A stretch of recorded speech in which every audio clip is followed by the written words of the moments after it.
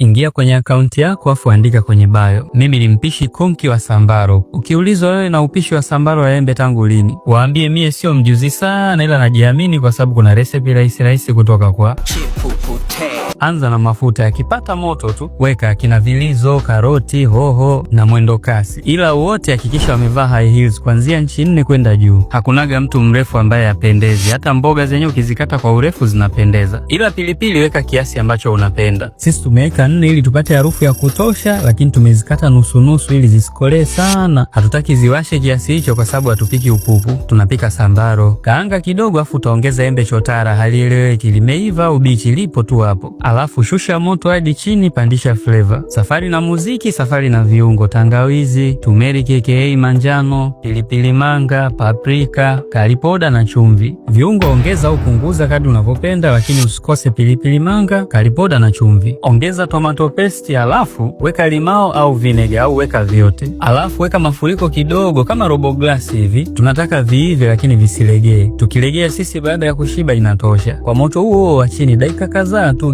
geuza imeiva na inanoga hasa ukipata pilau au ukipata biriani au chochote kulingana na menyu ametaka kula nini siku hiyo. Au kama mjamzito unaweza ukaila hivyo kama biskuti. Na unachotakiwa kufanya sasa hivi hapo